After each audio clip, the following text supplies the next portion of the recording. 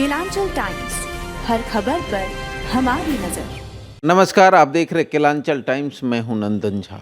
आज हम जिस शख्स से मुलाकात कर रहे हैं, ये शख्स कोई खास नहीं। ये शख्स 1995 में भारतीय जनता पार्टी के टिकट पर काराकाट विधानसभा से चुनाव लड़ चुकी महिला है। पूर्व प्रदेश मंत्री रही हैं भारतीय जनता पार्टी के, और अभी वर्तमान में सुंदरबती महिला कॉलेज की एसोसिएट प्रोफेसर है। जानते हैं कि आखिर कब इनका राजनीति में पदार्पण हुआ और क्यों इन्होंने भारतीय जनता पार्टी को चुना। राजनीति में कब आना? 1994 में। 1994। जी 1994 में राजनीति में आए, 95 में चुनाव लड़े। कैसे संभव हो पाया? देखिए, राम किन्ह आपन जब हीते, भयउ भुवन भूषण तब हीते। राम जी की जिस पर कृपा हो सब कुछ संभव है। मैं राष्ट्रीय कार्य समिति की बैठक में मुजफ्फरपुर में राष्ट्रीय कार्य समिति की बैठक चल रही थी, युवा मोर्चा की, भारतीय जनता पार्टी के। और मैं रानी सती मंदिर में ये कार्यक्रम हो रहा था और मैं मानस प्रवचन के लिए आई थी। और संजोग से रामचरितमानस के राम राज्य की पंक्तियों की ही व्याख्या कर रही थी, यानी राम तुलसी की दृष्टि में राम राज्य और उसका राष्ट्र के परिप्रेक्ष्य में उसकी प्रासंगिकता क्या है। और उसी बीजेपी वालों के कार्य समिति की बैठक में आई थी राजमाता सिंधिया जी। उन्होंने मेरे प्रवचन को सुना और उन्होंने मुझे, उनकी कृपा रही, उन्होंने मुझे आमंत्रित किया और उसी समय से मैं भारतीय जनता पार्टी में आई। टिकट कैसे मिला? टिकट मिला वही युवा मोर्चा में। सबसे पहला मेरा जो हुआ ये भाजपा के युवा मोर्चा की वो उपाध्यक्ष बनी, जिला उपाध्यक्ष बनी। और इसके साथ ही चूँकि राम कथा मेरी राष्ट्रीय स्तर पर होती रहती थी और राजमाता सिंधिया भी आध्यात्मिक प्रवृत्ति की थी, तो उनकी कृपा रही, चर्चे में हुई।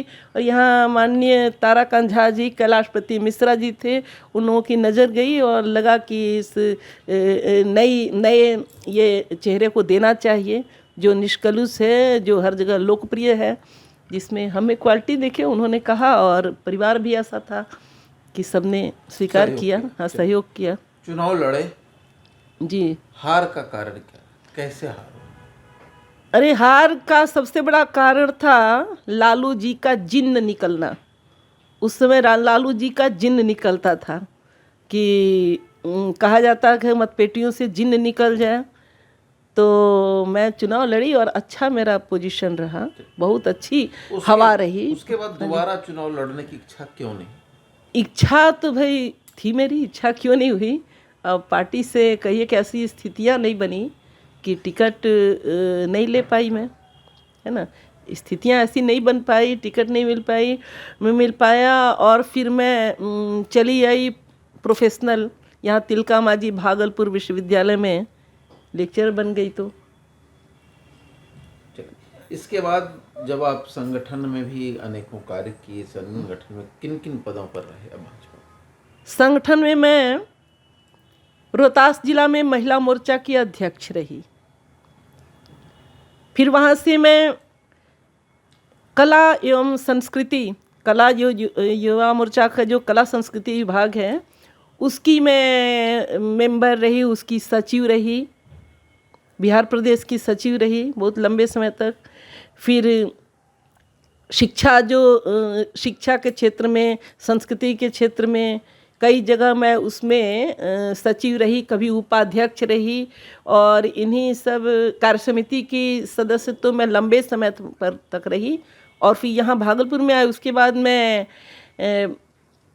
प्रदेश मंत्री बनी। हाँ, अभी बिहार प्रदेश भारतीय जनता पार्टी की मैं प्रदेश मंत्री बनी। अभी किन पदों पर हैं? अभी और प्रदेश मंत्री के बाद मैं राष्ट्रीय कार्य समिति में भी रही महिला मोर्चा के। अभी किन पदों पर? उसके बाद मैं अभी फिलहाल कोई पद मैंने स्वीकार नहीं किया है। क्या आगे की तैयारी? हाँ, मैंने स्वीकार नहीं करने का ये भी कारण है कि मैं राष्ट्रीय कार्य समिति में रह चुकी हूँ प्रदेश मंत्री रह चुकी हूँ और उसके बाद फिर मैं क्षेत्रीय स्तर पर किसी पद में मैं घिरना नहीं चाहती थी।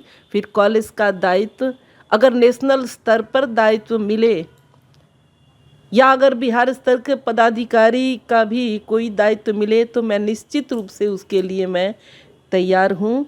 और ऊपर से महाविद्यालय का शैक्षणिक दायित्व भी मिला।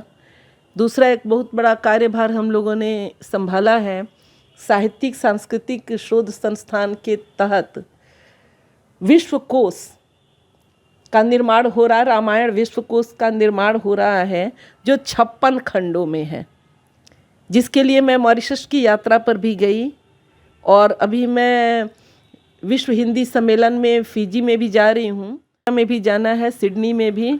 इसके लिए हम लोगों ने, चूँकि पूरे विश्व में प्रायः सारे देशों में राम कथा फैली हुई है और किसी न किसी रूप में राम कथा व्याप्त है।